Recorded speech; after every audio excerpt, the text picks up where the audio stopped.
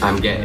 I'm a lesbian. I am actually pansexual. I am transgender. I'm not a psychopath, and I'm a high-functioning sociopath. Do your research. Hello my fellow weebs. Welcome to another episode of Wallflower Talks Anime. And today we're going to talk about psychopaths and sociopaths. Psychopaths and sociopaths are two of the most highly confusing and debatable personality traits in psychology. There are many animes where you see characters who doesn't show any emotions and have a murderous aura around them. People tend to categorize them as a psychopath. But sometimes these characters may show more similarity with being a sociopath than a psychopath. In today's video, I'm gonna explain psychopathy and sociopathy by using two anime characters as an example: Light Yagami and Solf J.Kimblee. To be honest, in DSM-5, which is considered as the Bible of psychological diagnosis, there are no such disorders or categories called psychopath and sociopath. The DSM categorizes both of them under the name of antisocial personality disorder. Then, how do people differentiate between these personalities?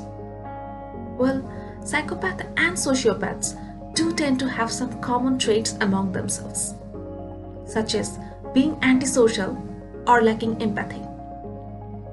But there are also some factors that can help differentiate between these two spectrums, which will be cleared in this video. The reason I have chosen Light and Kimblee are because I have seen people debating quite a lot regarding whether they are a psychopath or sociopath. They both have similar traits, but there are some significant differences that can make one a psychopath and another a sociopath. Let's look at Solf J.Kimblee first. Kimblee, who is also known as the Crimson Alchemist, is one of the cruelest antagonists from the Fullmetal Alchemist Brotherhood. He was a very well-written character, and at times he seemed to be more terrifying than the father. Kimblee was a state alchemist and a member of the Amistri's Central Command military, who became notorious for nearly exterminating an entire race of people, the Ishbalans, in the Civil War. He shows no mercy on anyone he deems a threat under the eyes of his commanding officers. His tendency to kill anyone or anything shows how psychotic he can be, and possessing a philosopher's stone makes him more dangerous.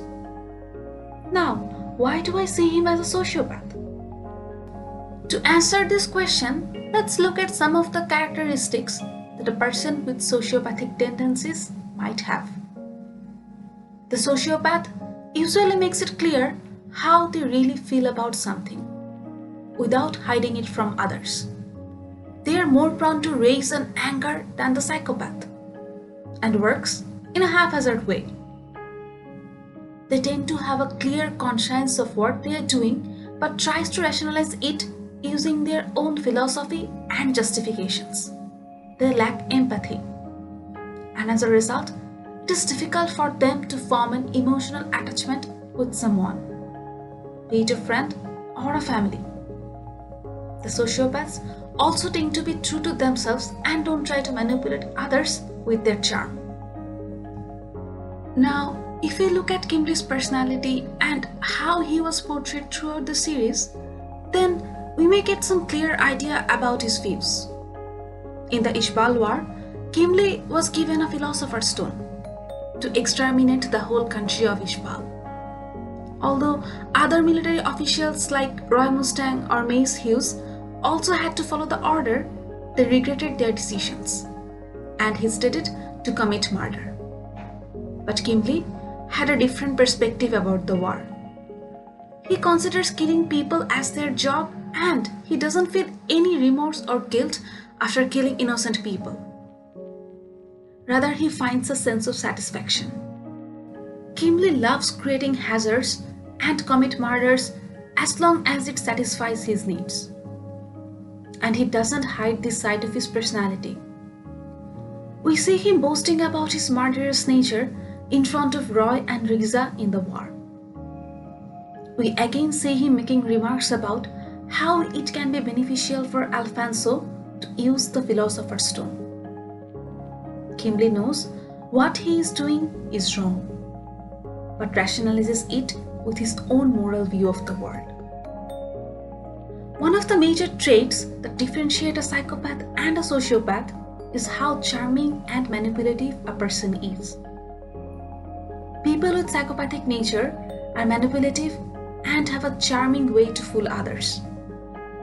But Kimblee lacks this charm.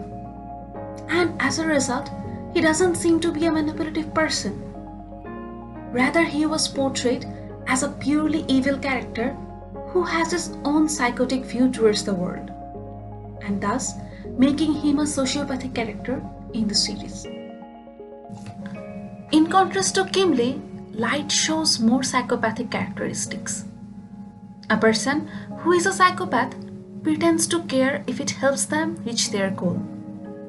As a result, they can be very manipulative and persuasive towards other people. Their manipulative nature helps them to be good at lying, and they can maintain a normal life or disguise as an innocent individual to cover for their criminal activity. They show a cold and narcissistic attitude towards other people, and sometimes may even suffer from God complex. Another recurring traits of psychopaths include getting bored easily.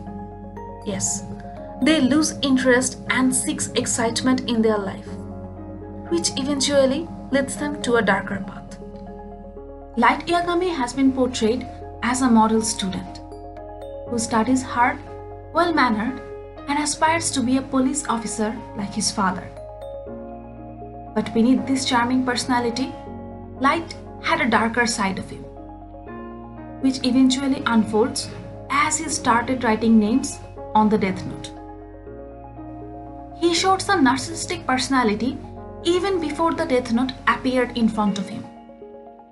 He viewed the world as a rotten and unpleasant place despite living in a lovable and steady household. After possessing the death note, he went crazy and wrote names like a maniac.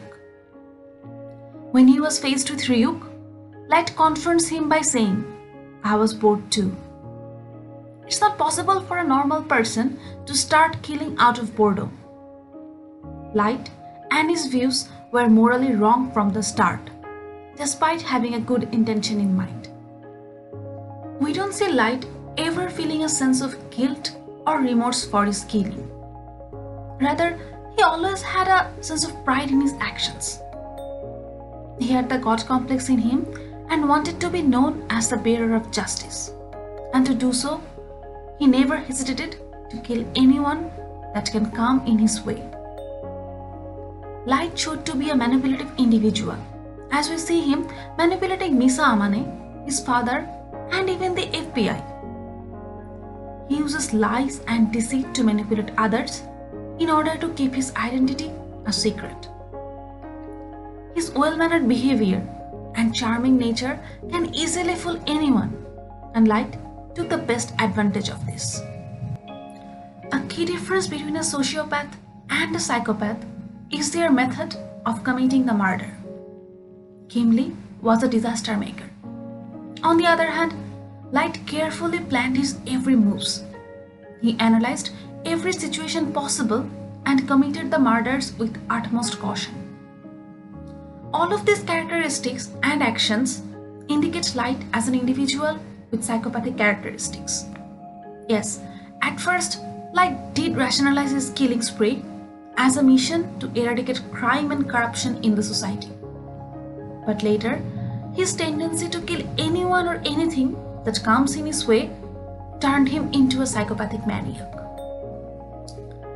He took this as a challenge against L, which he was determined to win, and that eventually made him a remorseless killer.